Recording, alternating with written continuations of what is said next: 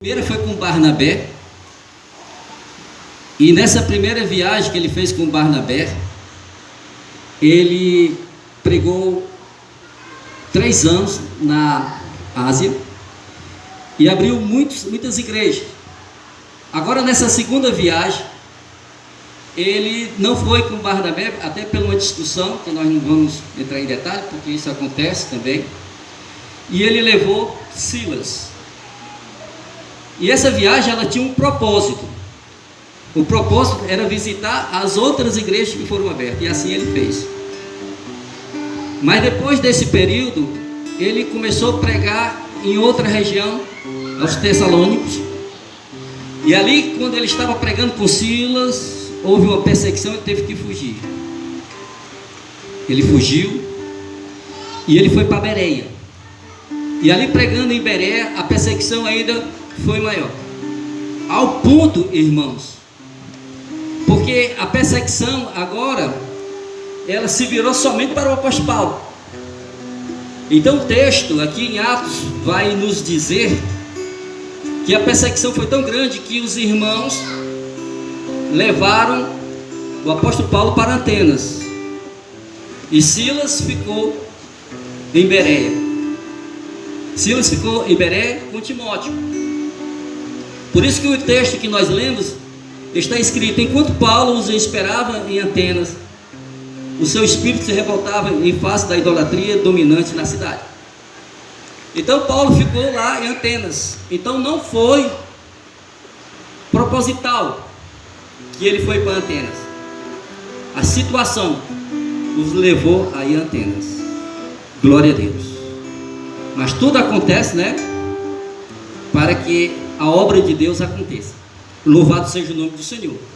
Esse é o pano de fundo, o fundo de pano que eu gostaria de deixar para a igreja, para a gente ficar inteirado do que estava acontecendo aqui.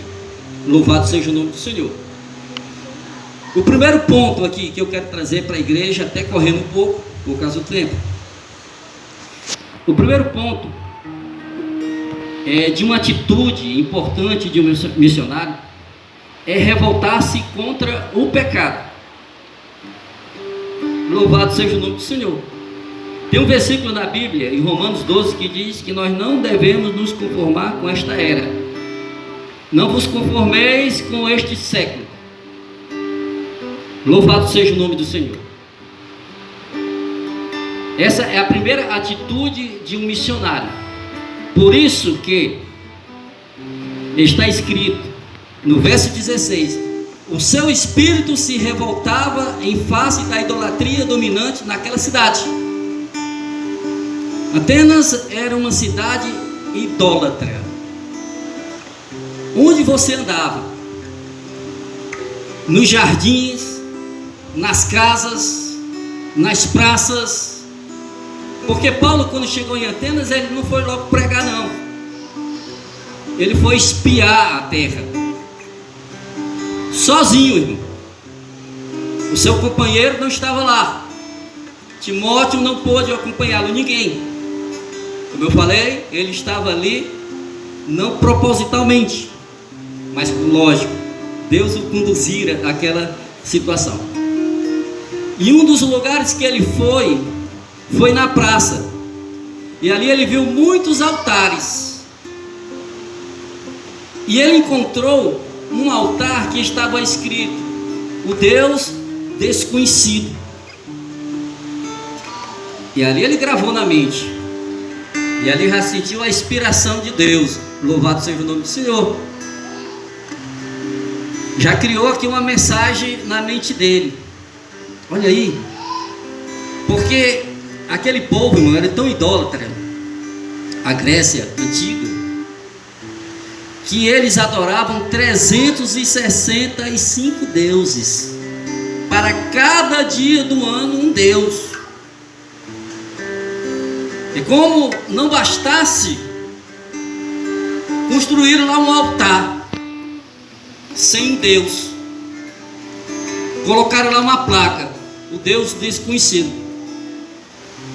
Porque porventura aparecesse um Deus desconhecido, estava preparado o altar. Para vocês verem como eles eram idólatras.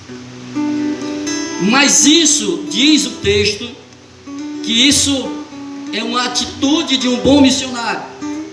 Ele se revoltou em face da idolatria dominante na cidade. Ele ficou revoltado, ele ficou agitado, ele ficou perturbado com aquilo ali. Louvado seja o nome do Senhor. Aí que ele aproveita e, baseado no que ele viu ali na praça, ele começou a discutir com aqueles filósofos ali. Ele falou: eu observei, eu fui na praça e vi os monumentos, e eu vi uma placa lá, o Deus desconhecido, e é esse que eu vou pregar para vocês aqui, Jesus Cristo, que ressuscitou. Louvado seja o nome do Senhor. E essa, irmãos, é a nossa atitude. Nós não devemos nos conformar com este mundo, com o pecado, irmão. Tem uma frase que não está na Bíblia, né? Mas tem pregador que diz, né? Que Deus odeia o pecado, mas ama o pecador. Não está na Bíblia, mas é uma palavra bíblica. Louvado seja o nome do Senhor. Nós devemos amar sim os pecadores, mas aborrecer o pecado. E de fato quem falou isso foi Maomé. E é uma verdade. Nós temos sim, irmãos, que odiar o pecado. Nós não temos que nos conformar com tudo que está acontecendo. Nós vivemos num período terrível. Nós sabemos que os Estados Unidos, que era o país onde tinha mais evangélicos, hoje Estados Unidos está fracassado. A Europa, os maiores enviadores de missionários está lá, fracassado. Aqui na América Latina, falando do nosso Brasil, é onde se acendeu uma chama, onde mais o evangelho tem crescido, é aqui no Brasil. Mas mesmo assim, irmãos, nós vemos aqui no Brasil um país também que 80% são cristãos, contando com os espíritas, católicos e o evangelho. Mas nós vemos aí, irmãos, o pecado dentro da nossa casa. Tudo hoje é normal. Eu não vou entrar em detalhes, até para não me comprometer, porque eu corro o risco de ser preso. Ao nível que nós chegamos. Existem leis, irmãos, na nossa Constituição, que favorecem o pecado contra a verdade da palavra de Deus, e nós temos que nos calar. Mas Paulo, diante da situação, se coloque na pele do apóstolo Paulo. O apóstolo Paulo, ele estava lá na Grécia. Nós sabemos que Paulo falava várias línguas. Uma das línguas era o grego. Para ele era mais fácil, né? Porque ele falava em latim, ele falava em hebraico e ele falava em grego.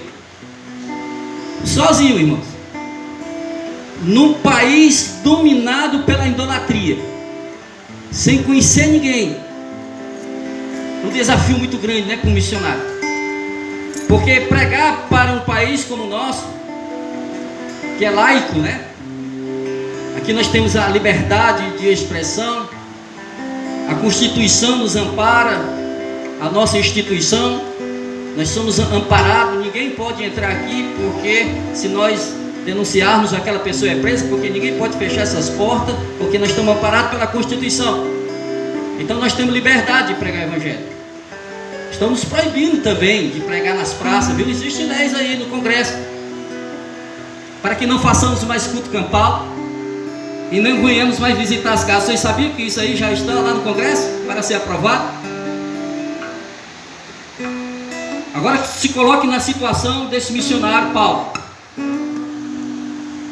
num país que ele nem conhecia, numa cidade que ele nem conhecia, e aí ele vai falar de um Deus desconhecido para aquele povo.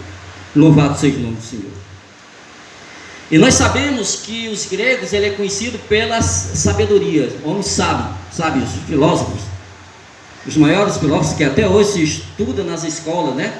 Como Sócrates, Platão, Aristóteles e outros filósofos, né, que estudam, e nós temos que até aprender, né, na escola sobre esses homens, sobre as suas filosofias, ideias, mas não passa de filosofias.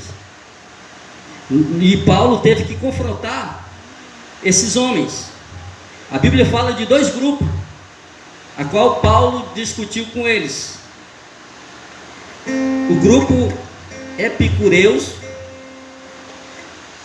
eles eram discípulos de Epicuro, e esse outro grupo chamado estoicos, que eles eram discípulos de Zenão. E nós sabemos que na cultura grega eles não acreditavam em ressurreição. Dentre os deuses que ele tinha, eles adoravam um Deus a qual eles fizeram um monumento. E esse Deus, eles ensinavam que não havia vida após morte. Por isso que a dificuldade se tornou mais difícil para Paulo. Porque Paulo começou a falar em ressurreição, começou a falar de um Cristo que morreu e ressuscitou. E como eles não acreditavam na ressurreição após morte, isso chamou a atenção deles, como está escrito aqui. E eles disseram, alguns dos filósofos contendiam com ele, havendo quem perguntasse, o que quer dizer esse tagarelo? Porque Paulo falava muito, Paulo falava tanto, que recebeu esse apelido. Parece pregador de estranho Deus, pois pregava Jesus a ressurreição. Então, tomando consigo, levaram ao Areópago, dizendo, poderemos saber que nova doutrina é essa que ensina? Então, através da pregação de Paulo, da sua insistência ali, eles ficaram curiosos, porque eles tinham curiosidade para saber que Deus era esse, e deram a oportunidade ao apóstolo Paulo de pregar a palavra ali para aqueles homens. O segundo ponto, uma das atitudes importantes de um missionário, persistir na pregação. Glória a Deus.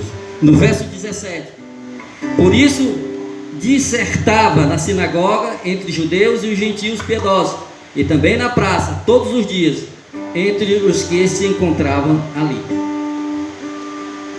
Lá existia sinagoga dos judeus. Nós sabemos, irmãos, que houve uma dispersão dos judeus. Os judeus se espalharam pelo mundo, pela Ásia, e ali eles faziam sinagogas, e ali eles adoravam a Jeová. Eles preservavam a lei mosaica. Em outros países, a dificuldade de Paulo era duplicada, porque ele tinha que confrontar as ideologias das religiões pagãs, e também ao mesmo tempo ele tinha que confrontar os judeus, porque quem mais perseguiu o apóstolo Paulo foi os judeus. Ao ler o livro de Atos, você vai perceber que ele incitava os povos para perseguir Paulo, impedindo que Paulo pregasse Jesus Cristo, porque nós sabemos que os judeus desprezam a Jesus até hoje. Então, mas Paulo, ele dissertava, ele discutia, ele explicava, ele explanava na sinagoga e nas praças a palavra de Deus. É persistir na pregação. Em 2 Timóteo capítulo 4, verso 2 diz que pregues a palavra a tempo e a fora de tempo. Nós não podemos nos calar, irmãos. Temos que proclamar a palavra de Deus. Querem nos calar. Mas nós não podemos parar. Nós temos que insistir. Às vezes nós realizamos cultos em casas, nas praças, às vezes em cultos campais. Estamos proclamando ali em sons altissonantes, pregando a palavra. E muitas vezes nós até esfriamos, desanimamos, porque pensamos que não tem resultado. Mas nós fomos chamados para levantar a bandeira do Evangelho. Glória a Deus.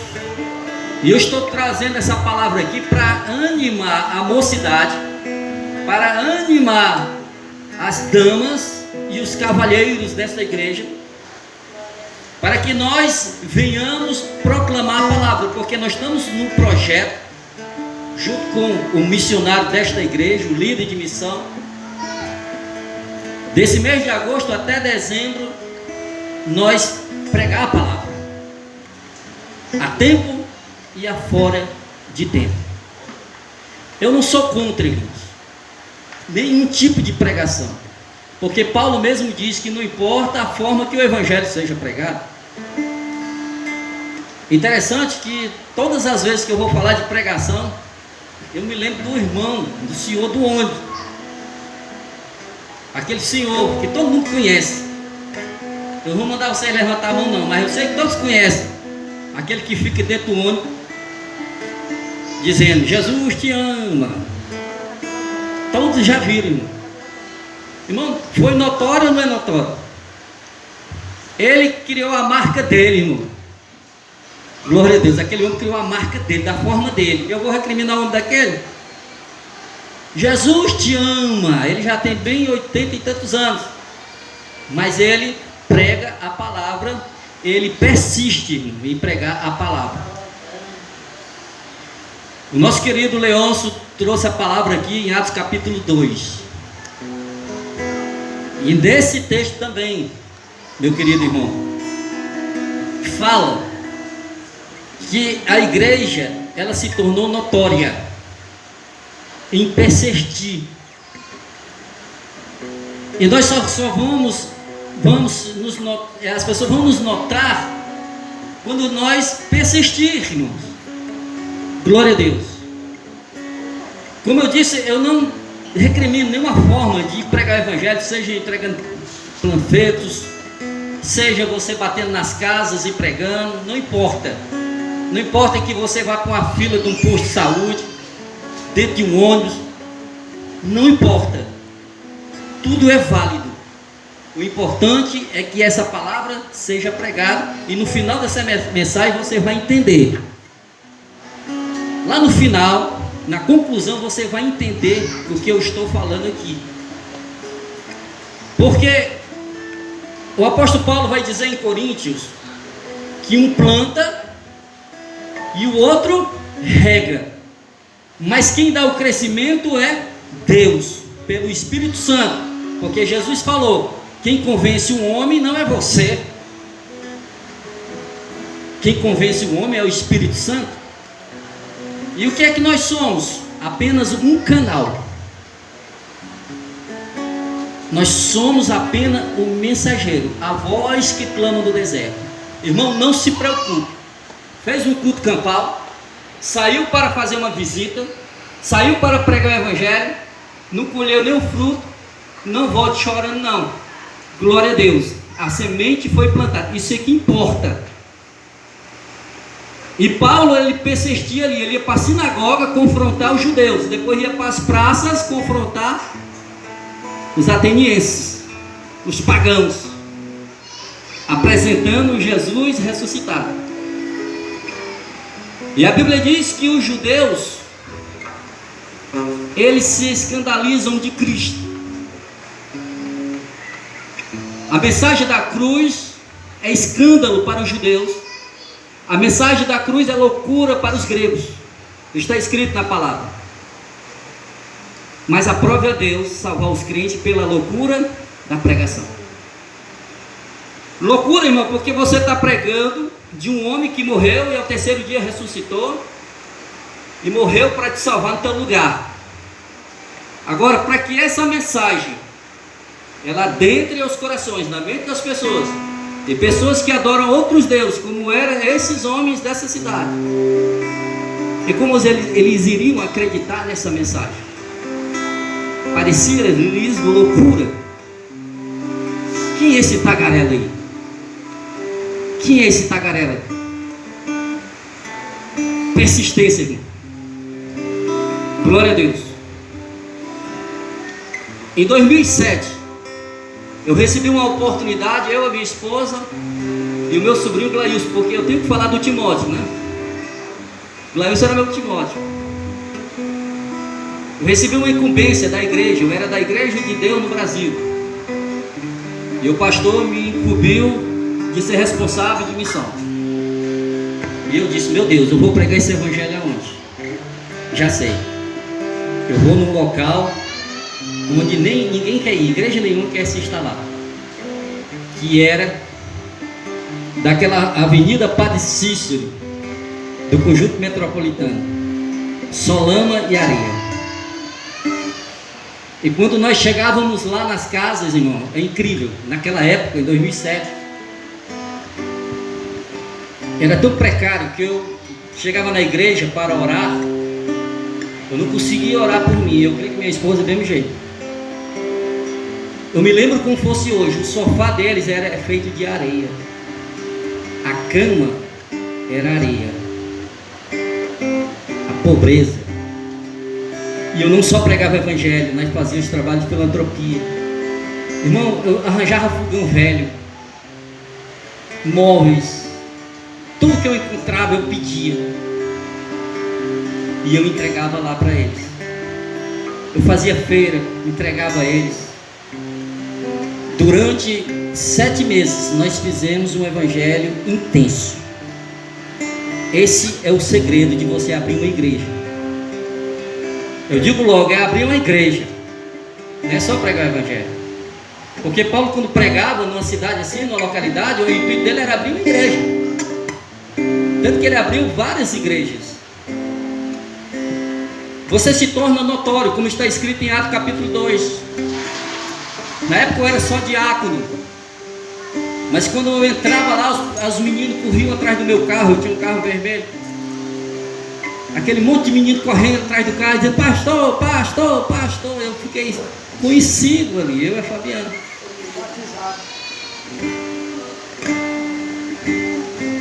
Glória a Deus. E eu sou conhecido até hoje por todos os irmãos que conhecem, né? Do missionário aí do Picuí, nós abrimos uma igreja, está lá instalado para a glória do Senhor. 7 meses. Segunda-feira, morava em Fortaleza, viu? Morava em Fortaleza, trabalhava até 3 horas, nós tomávamos banho e nós víamos no nosso carro, estacionava aqui, porque no carro nem entrava lá, e nós íamos a pé e ficávamos evangelizando de 4 horas da tarde a 10 horas da noite, nos dias que não tinha culto. E o resultado aconteceu. Ganhamos 70 pessoas para Cristo e abrimos uma igreja lá, está lá hoje, até hoje, em nome de Jesus. Persistência. Eu não estou mandando você fazer isso não, mas persista com alguém pelo menos. Escolha, irmão, uma família, uma casa e comece a ir lá. Veja bem, a estratégia do apóstolo Paulo aqui. A estratégia dele não era chegar logo pregando não. Ele chegava analisando a situação, ganhando a confiança do povo. E agora eu parto para o terceiro ponto. Terceiro ponto, despertar a curiosidade dos ouvintes. Preste bem atenção no que está escrito no verso 19. Então o levaram ao Areópago, que significa um monte de Marte, e eles perguntaram, que doutrina é essa? Despertou a curiosidade do povo. Essa é uma das nossas funções. Que Jesus é esse que tu serve? Me conta, me explica, porque eu leio a Bíblia e não entendo. Que Jesus é esse? Uma das atitudes, da intenção de um missionário é gerar dúvida na cabeça da pessoa. Porque, irmãos, a nossa missão é levar as pessoas cativas a Cristo.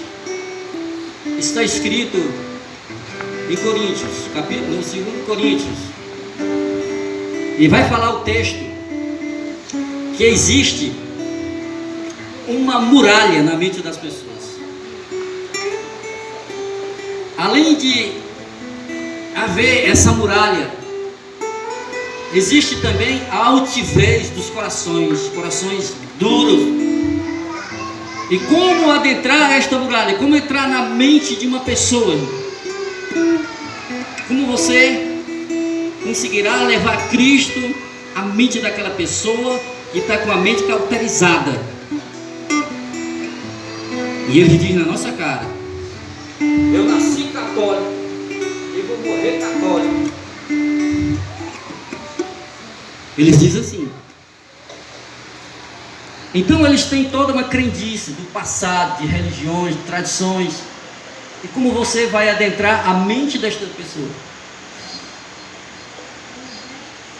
É despertando a curiosidade dele e na persistência. Louvado seja o nome do Senhor. É estar lá, irmãos, como do que nada. Paulo diz assim, ó: eu me fazia de tolo para enganar os tolos. Eu me fazia de sábio para enganar os sábios. Quando você chegar numa casa para pregar o evangelho, quando você escolher aquela pessoa que você vai tentar ganhá-la para Cristo, primeiro conquiste a amizade dela. Porque ninguém vai confiar, irmão, num desconhecido. A pessoa só vai partir, confiar em você, aceitar você, quando ele começar a confiar em você. Eu nunca chego numa casa, mas eu não tenho pressa, irmão. Pregar o evangelho não precisa ter pressa. Louvado seja o nome do Senhor. Não precisa. Não precisa você descarregar tudo sobre ele. Não precisa logo cutucar o sujeito, né, com seus pecados. Rapaz, aceita Jesus hoje, amanhã tu morre. Amanhã pode ser tarde demais. Aceita Jesus, mano. Do jeito que tu tá, tu vai pro inferno. Não é assim, mano. Primeiro vá analisar, ouvir a pessoa. Quantas e quantas vezes eu entrei nas casas para ouvir? Me fale de você. O que é que você... Como é a tua vida? Aí a pessoa começa a falar. E chega a um ponto, irmão, começa a chorar, desabafar. Aí é que você vai, o Espírito Santo vai começar a te dar palavras. Ele vai começar a te orientar. É o Espírito Santo, não é você não, viu? Ele vai começar a dar sabedoria. Você vai começar a entender aquele coração. Aí você dá um abraço. A minha esposa, cadê ela? Arrebatada. Foi pra cá? Nem eu vi. Estou tão ligado aqui na mensagem. A minha esposa, ela tem um dom maravilhoso, é o do abraço. Eu me lembro que nós evangelizando nas casas, aí de repente ela se levantava e pegava a pessoa e abraçava. Até que na igreja ela faz, né? Mas passava ali 20 minutos abraçado com a pessoa no ombro dela desmanchava, irmão. Era uma vida que estava se rendendo a Cristo ali só no abraço, só na presença, irmão. Glória a Deus. É assim, irmão, que se faz o evangelho. Às vezes o crente, né, quer pregar o evangelho, quer ser um missionário, aí diz assim: meu Deus, é tão difícil, tem que fazer curso de teologia, bacharel de teologia, doutorado de teologia, tenho isso. Não precisa não, irmão, é só disponibilidade, é só você ir, irmão. Ide, seja você mesmo, o seu conteúdo é esse, sua capacidade é essa, você é essa pessoa, do seu jeitinho aí, irmão. Só precisa você, pelo menos, se revoltar contra o pecado. Você vê uma pessoa num estado deplorável, sabe? Aquela pessoa totalmente dominada pelas drogas, pela bebedice, pela idolatria, pela religiosidade. Aquela pessoa, e você olhar para aquela pessoa, irmão, e ficar com raiva do pecado mesmo. Ficar irado, rapaz, sabe de uma coisa? Eu vou tirar essa pessoa, sabe? Desse mundo, desse submundo aí, eu vou, sabe, se revoltar, irmãos. O texto vai dizer que Paulo se revoltava em espírito. E nós precisamos desse sentimento mesmo de revolta. A cidade de Calcaia, atrelada à Fortaleza, é a segunda cidade mais perigosa do mundo. E você mora nela. A primeira é lá no México. Por que está nessa estatística? É pelas mortes, irmão, de jovens. Eles não têm nenhum direito de viver até os 20 anos, aos 18, 17, 16, 15, estão morrendo aí. E nós temos que se revoltar contra isso. Nós temos que nos preocupar com isso.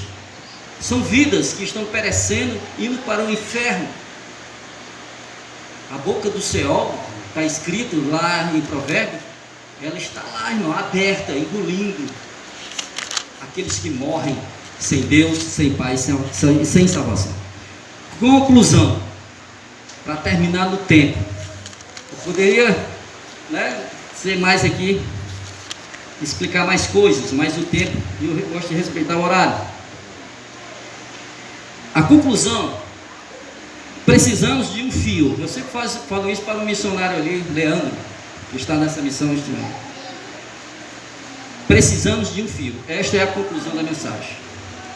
Verso 34 diz assim: alguns agregaram-se e creram.